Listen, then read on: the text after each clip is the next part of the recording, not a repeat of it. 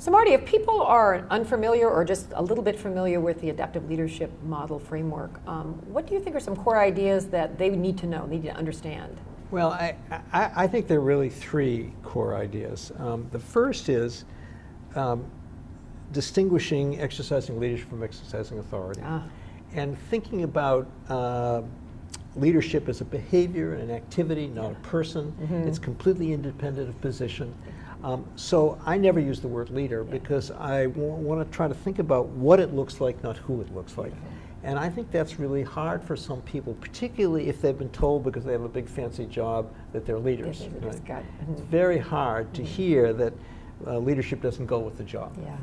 So that's the first idea. The second is the distinction between technical problems and adaptive challenges. As human beings, we want clarity. We want answers. And what that means is when you look at a situation, you say, what's going on here? You're going to want to understand it in terms that are simple, that are unambiguous, and that have a clear answer. A quick one, too. Yes, right. And so if you break your arm, you go to a doctor, right? It's a very complicated problem if you don't know how to fix it. But if you know how to fix it, it's not so hard. It's like me with cars. I don't know anything about cars except the parts of my cars that are broken. I know those. That's all I know about cars. But I know when something goes wrong with my car, I take it to a mechanic, right? And the mechanic is an expert, right? Those are classic technical problems. But if you are dealing with something that is not susceptible to expertise, like how do you help kids learn. Right. Then you're in a different line of work. And we think that the way to think about that is that technical problems tend to live above people's necks. They're in your heads. They're subject to logic, they're subject to facts, they're subject to information. Adaptive challenges tend to live between your neck and your navel. They're about values and beliefs and commitments and identities, what you care about, what you believe in, who are the voices that you hear in your head, what did your mother teach you, what did your minister teach you, all that stuff which is lodged here. Keeps you up at night. It's the stuff that keeps me up at night. And when you're challenged here, you react differently than when you're challenged up here. Absolutely. And so we think the biggest mistake people make in trying to exercise leadership is trying to deal with adaptive challenges as if they were technical problems. Got it. Yeah, makes sense. So that's the second idea. The third idea is the metaphor that we use is getting on the balcony. And the idea is to be able to develop the skill, and I think it's a skill that anybody can learn, of being able to stand back in real time while you are in the midst of the action and see what's going on and watch. And not only watch the action, watch yourself, you know.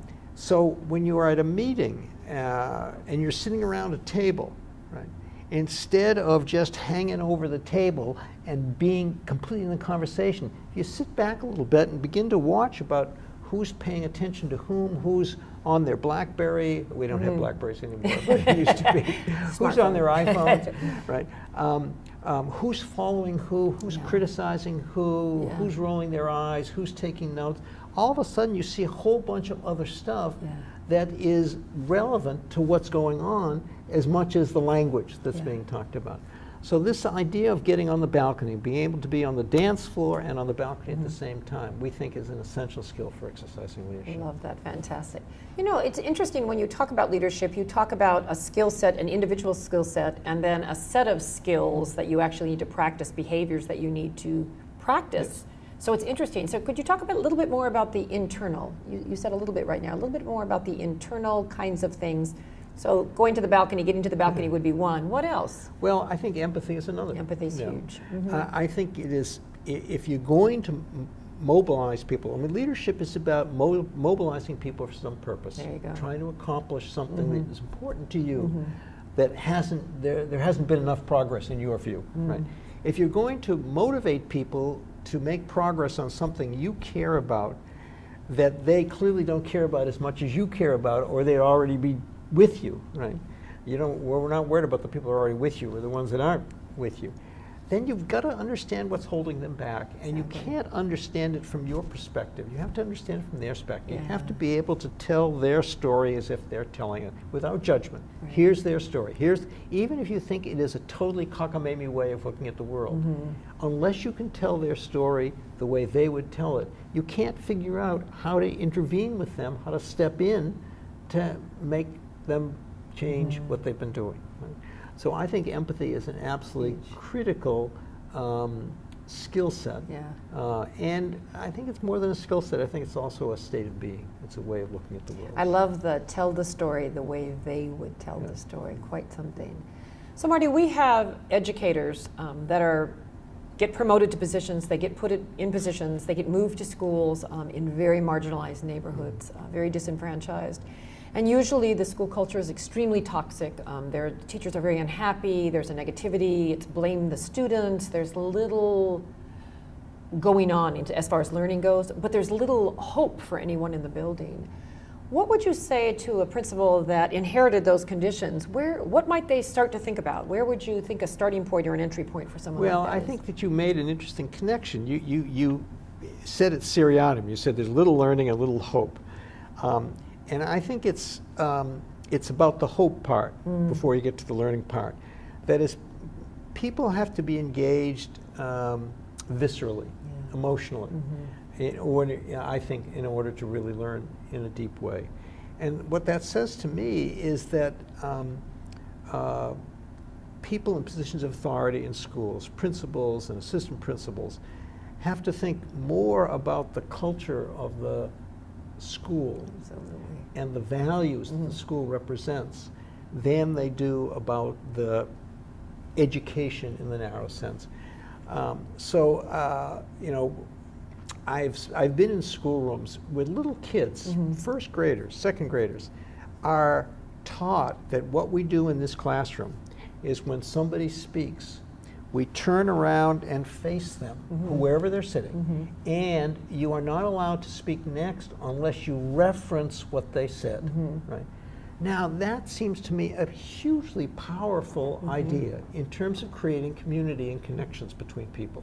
Right? And listening and thinking and getting to know one another. Yeah, it's amazing. And it's just a little bit of, it's a little tool, but it's very powerful to see it in action.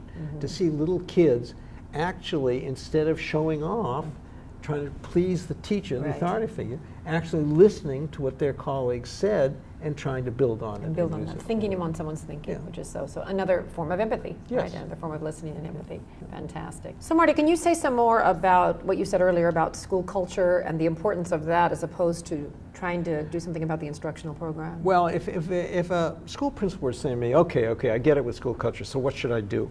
I would start out by saying, look, this is not one size fits all. You aren't going to have a set of 10 commandments that everybody's going to follow all the time. And you have to really begin to think about what are the different factions in that community. How are the teachers different than the students? How are the guidance counselors different from the teachers? How are the administrators different from the teachers?